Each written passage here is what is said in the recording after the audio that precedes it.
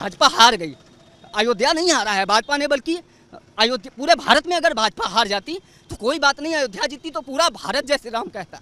पर आज जो अयोध्या पे उंगली उठ रही है ना, वो अयोध्या हारने की वजह से है। आज लग रहा है कि अयोध्या वासियों ने फिर से वो त्रेता लौटा दिया जब माँ सीता को वनवास कर दिया था, प्रभु श्री राम को 14 वर्ष का वनवास कर दिया था। पर ठीक है, ये जनादेश है, लोकतंत्र है, इसमें सबका सम्मान होना चाहिए। और मोदी जी तो राष्ट्रवादी नेता हैं, एक साधु एक संत। नमस्कार दोस्तों, हम लाए हैं सबसे बड़ी खबर राम मंदिर का बारे में।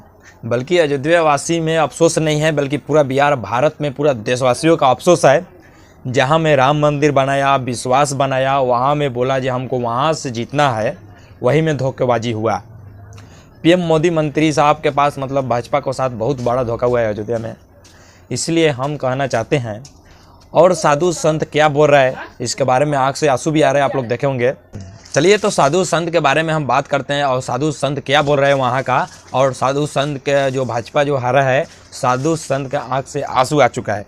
तो चलिए हम उनसे सवाल जवाब करते हैं, और क्या फैसला हो रहा है क्या नहीं हो रहा है उसके बारे में हम आपको बताने वाला है। लेकिन जितना भाइयों बहनों है, कृपया इस राम मंदिर से ज़्यादा प्यार करते हैं तो इस वीडियो के शुरू से लास्ट तक ज़रूर देखिएगा, ठीक है।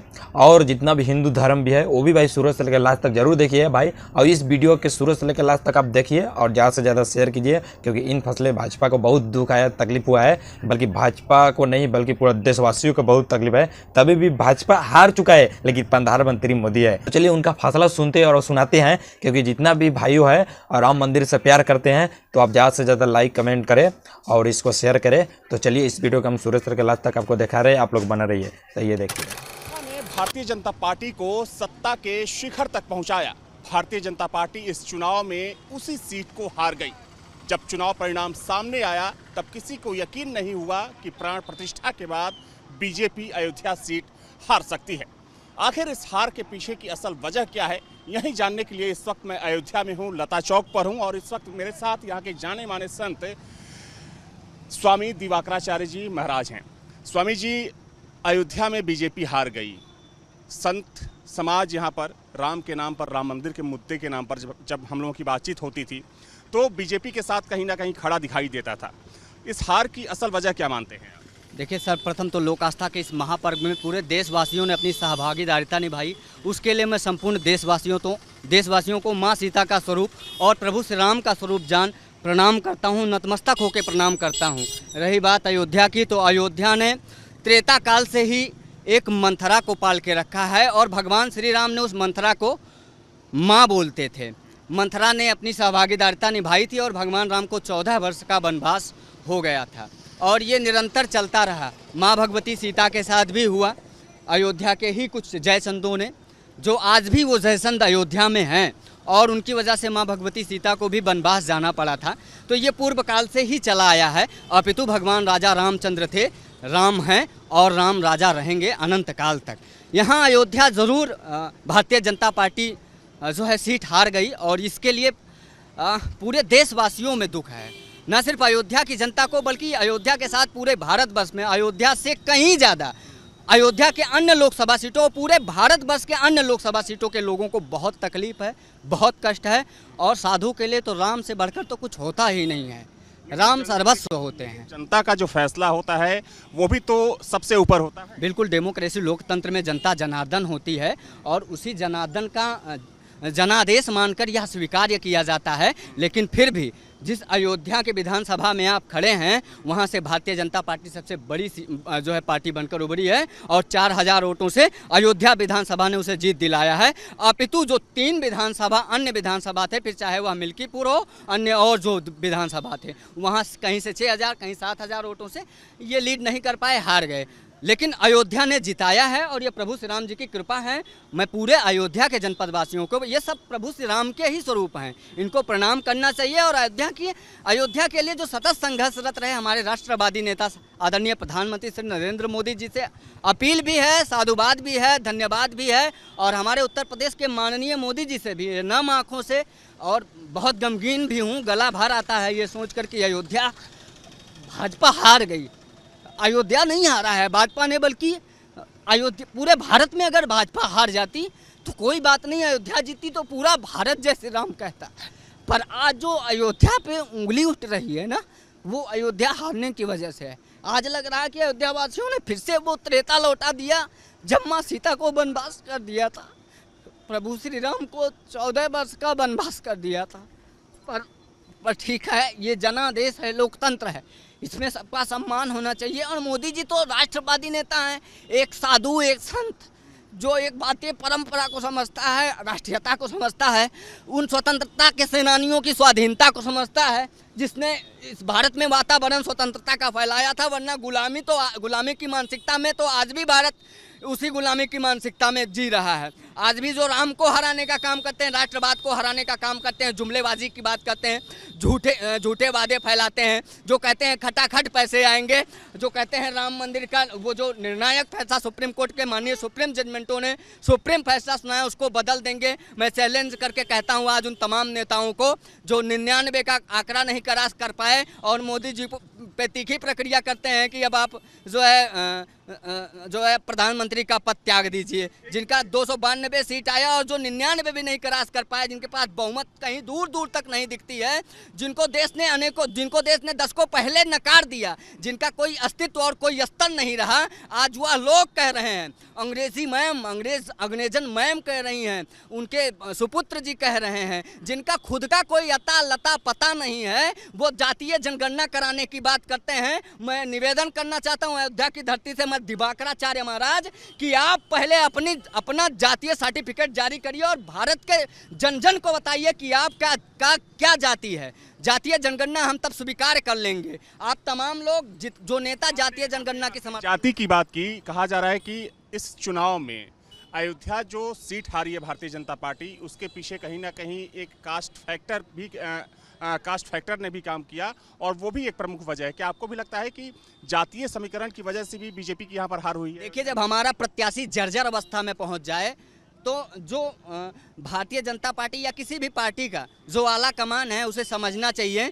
कि किस प्रकार से टिकट वितरण किया जाना चाहिए। कुछ तो टिकट वितरण करने में हमको लगता है कि 10 से 15 सीटें जो भारतीय जनता पार्टी यहाँ उत्तर प्रदेश में गंवा दी, उसका सबसे बड़ा फैक्टर अगर कहीं रहा तो टिकट वितरण करने में बहुत बड़ी भूल हुई। और ये जो जनादेश मोदी जी को आज भी भारतीय जनता पार्टी जो 2 सीटों से स्टार्ट की थी, वो आज भी दुनिया की सबसे बड़ी पार्टी अगर है तो वो प्रभु श्री राम जी की ही अनंत अनंत कृपा है और भारतीय जनता पार्टी फिर दुनिया की सबसे बड़ी पार्टी रहेगी। लेकिन जो लोग टिकट में निर्णय लिए हैं, उन लोगों ने कहीं ना कहीं गलती की है और उसको स्वीकार किया जाना चाहिए। सवाल ये भी है महाराज जी आपसे कि अयोध्या की बात करें तो पिछले 7-8 सालों में देखा जाए तो तकरीबन 30,000 करोड़ रुपए की योजनाएं यहाँ पर शुरू की गई। उसके बावजूद भी अगर बीजेपी हारती है तो क्या माना जाए कि ये जो योजनाएं शुरू हुई हैं या जिस लता चौक पर हम लोग खड़े हैं, जिसका निर्माण किया गया है, कहीं ना कहीं ये लोगों को उतना पसंद नहीं आया जितना पसंद आना चाहिए? देखिए, आज हमारे परम पूज्य मुख्यमंत्री श्रीमंत गोरक्षनाथ पीठाधीश्वर आदित्यनाथ योगी जी महाराज जी का जन्म दिवस भी है।